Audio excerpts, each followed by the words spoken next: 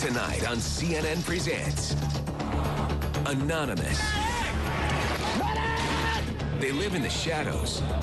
This is the closest thing to a global revolution that we have ever gotten. But their message and tactics have ignited a movement around the world. We are anonymous. A rare look inside the shadowy group's secret ops. Toxic schools. That was a building that was storing chemicals that were cancer-causing agents, and because of the vicinity and the children that are involved, you didn't care. These parents have every reason to be angry. Their children's school had toxic chemicals, and even worse, they were the last to know. Prescription for cheating.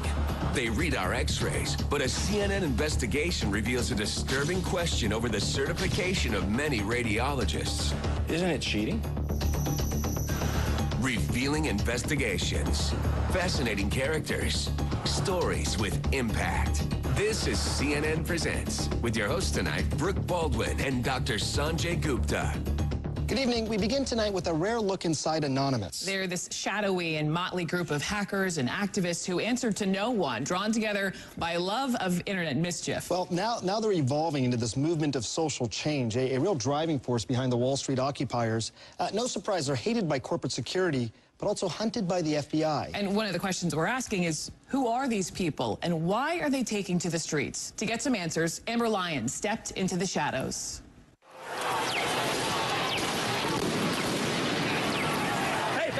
Back up. It's a dark and disturbing vision.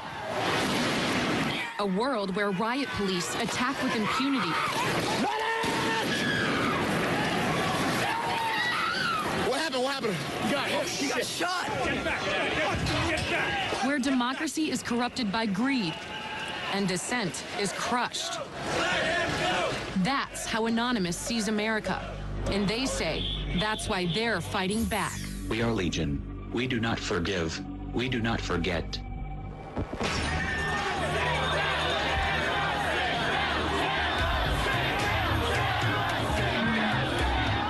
It's a movement that defies description. Leaderless. Tell me what democracy looks like. Faceless. Anarchic. This is our space! A loose collective born on the internet, Anonymous has no official members and no hierarchy. But within the group, some individual Anons have greater standing, earned by their skills as hackers, video makers, to see it with my own eyes and record it myself, and increasingly street-level activists. Show me what police state looks like! Troy, not his real name, is one of them. This is what happens when the people have had enough. This is what happens when greed goes unchecked. Troy says he was drawn to Occupy Wall Street after watching his mother struggle with medical debts. He himself is working 2 jobs to make ends meet, despite having a college degree. Kind of just lose track of days, lose track of time, but it's worth it. It's all worth it. We met him at the Occupy Wall Street camp at Zuccotti Park. There's no specific person that talks for us. It's more like a hive, you know, an idea is brought up and whoever agrees with it, if the overwhelming majority of people that agree with it, then we go with it. So we're following Troy, and he's been out here policing, kind of making sure that all of these protesters are getting along with the community and not causing any problems. We're handling internal affairs as far as damage control within the community, making sure that everybody's respecting the local small businesses around here. How's it going?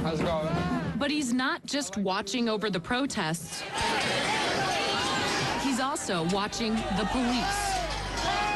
Part of the evolution of Anonymous from hackers to activists. Anonymous was born a decade ago in one of the weirdest and darkest corners of the internet, an anything-goes image board called 4chan. 4chan users post anonymously, and the name stuck. We do not forgive. The group adopted a distinct identity and its own symbolism. A mask taken from the movie V for Vendetta, a retelling of the story of the English rebel Guy Fawkes and his plot to blow up the House of Lords in 1605. Instead of gunpowder, Anonymous uses the internet.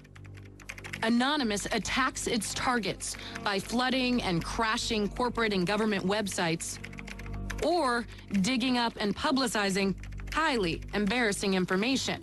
It's called trolling. They troll targets out of genuine outrage, but also just for fun. LULZ, it's a kind of pluralization and bastardization of laugh out loud. New York University professor Gabriella Coleman has been watching Anonymous for years. It's a term that kind of denotes this sort of pleasure, humor, laughter, everything from something which is quite playful, harmless, to engaging in a kind of full-fledged trolling attack that humiliates. Anonymous's campaigns, known as operations or ops, can be dramatic. In late 2010, a distributed denial of service attack took down the website of PayPal after the company cut off support for the online whistleblower site WikiLeaks. PayPal continues to withhold funds from WikiLeaks, a beacon of truth in these dark times. 16 Anons were arrested by the FBI, charged with conspiring to intentionally damage PayPal's computers. This is a message from Anonymous to the Bay Area Rapid Transit System BART. This summer, Anonymous attacked the San Francisco area's public transportation system, BART. BART had cut cell service within the transit system as a way of disrupting anti-police brutality protests. Anonymous's reaction was devastating and vicious. We will not issue any more warnings. Op BART included the release of a naked photo of a senior BART employee. Sometimes it kind of makes you laugh, sometimes it makes you cringe, sometimes it makes you laugh and cringe at the same time. All of a sudden, you're like, oh my gosh, there is this, dagger that's being thrown. And a naked photo. Yeah, a naked photo. Do you feel like there is a fear out there of what they could possibly find or leak about a certain individual? Absolutely. I mean, that's what makes them who they are, is that they are kind of bad boys and rude boys to some degree. There is a dual sort of fascination and horror that goes on at the same time. Be aware, be vigilant. Anonymous was evolving, using its power to shock and disrupt to effect social change. During the Arab Spring, the collective emerged as a full-fledged activist group, taking up the cause of Tunisians fighting against a repressive regime, literally saving lives. The Tunisian government has made itself an enemy of Anonymous. They did everything from take down government websites. They wrote scripts to stop the phishing of passwords. They brought massive media attention to Tunisia. And last fall, Anonymous broke cover here at home, stepping out from behind their secure computer screens for a new cause, Occupy Wall Street. There is a revolution brewing. Suddenly, the symbols of Anonymous were everywhere, in flags, masks, banners. We are the 99%! When we return, pepper spray and Anonymous strikes back. How are they getting personal information of these officers? I'd rather not say.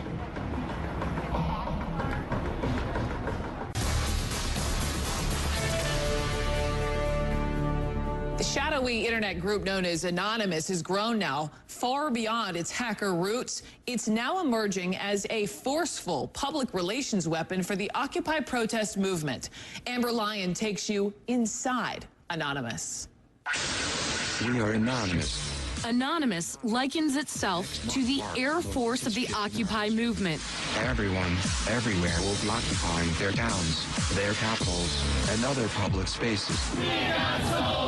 Anonymous has an array of people on the streets. We're talking medics in San Francisco, tech support in Washington, D.C. And here in New York, guys like Troy. Troy, not his real name, is part of an army of citizen journalists documenting the movement and the police by broadcasting live video over streaming sites. When they see evidence of what they believe is police misbehavior, Anonymous strikes back, releasing personal information about specific officers. Then hopefully he'll think twice before he pulls out his baton against somebody who's holding a sign saying, "We just want peace." And how are they getting cell phone numbers and personal information of these officers or bankers? I'd rather not say. In September, an NYPD officer named Anthony Bologna was filmed pepper spraying two protesters. Anonymous took direct action. We will unleash hell on your phones, your servers, and anything else we can find. One of the most active subgroups within Anonymous is called the Cabin Crew. Their specialty is doxing. It's shorthand for combing the internet for all the information you can find about a target and then releasing it publicly. Cabin crew have noticed the injustices being committed by the New York police. Cabin Crew compiled Bologna's name, his home address, past legal actions, even the names of his family members, and put it all online. After a police investigation and public pressure, Bologna was placed on leave and reassigned to Staten Island. What do you think that did to the NYPD when they saw this officer's information get posted online? I think that they would see it as a form of vigilantism. They're pushing the boundaries of the law. But I think some of their actions also reveal the ways in which either private security companies or police are also acting outside of the boundaries of the law. Anonymous's biggest coup in the propaganda wars was this. An Anon group by the name Operation Leaks posts the clip on YouTube. The next day, the clip tops 100,000 views. 3 days later, 1.5 million. The casually spraying cop had it all. It was outrageous, ridiculous, lulzy, and effective. Police in riot gear sprayed students. Pepper spraying student protesters. The incident was picked up by the mainstream media and replayed over and over again. Nice shopping. Anonymous wants to frame the narrative of the Occupy movement as a contest between peaceful protesters and a militarized police state. Oh my gosh. Reality, though, isn't quite so clear-cut. At Occupy Oakland, some protesters attacked the police with rocks and bottles.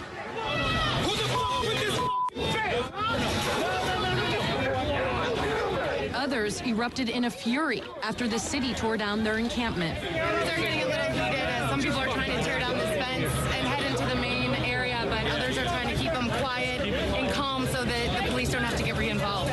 I need some help. We need some more help over here. You're f***ing willing to fight us, but not the police? They fight the police. And you're doing their job. The Anonymous PR machine focused solely on instances where the cops got out of line. And they had plenty of ammunition. What happened? What happened? He got shot. During one night of chaos, police apparently fired a projectile directly at a former Marine named Scott Olson, who was peacefully protesting against the crackdown. Anonymous went into overdrive. I hereby declare this to be an unlawful assembly. Scanning the video for police badge numbers and names, offering a reward for anyone who could identify the officer responsible. The case is still under investigation. The Department of Homeland Security has put out several alerts to law enforcement and corporate security focused mainly on the group's hacking activities. And the FBI has made more than a dozen arrests. We're living in a police state. But there's no indication that has cramped Anonymous's style. Their latest op? Merry Christmas and a Happy New Year to all on planet Earth. On Christmas Day, members crashed the website of a security research company, hacking its client list along with their credit card numbers in order to steal $1 million for donations to charity. We are Anonymous. Expect us. And our correspondent Amber Lyon now joins us here in studio. A little frightening, yeah, a little scary. Slightly, especially for law enforcement in many aspects. You know, I got to ask, so what if they get it wrong? What if they put up some personal information that is inaccurate? Do they have any accountability? There's very little accountability because of the way Anonymous is organized. Anyone can claim to be anonymous. There's also a lot of extreme outliers. And you know, law enforcement is intimidated by Anonymous. We tried to get an interview with anyone federally or locally, and they refused to send an officer forward kind of to the chopping block because they feared that if this officer appeared on camera, they could become a target of Anonymous. All right, Amber, thanks so much. Great story. And coming up, is it possible that schools could be making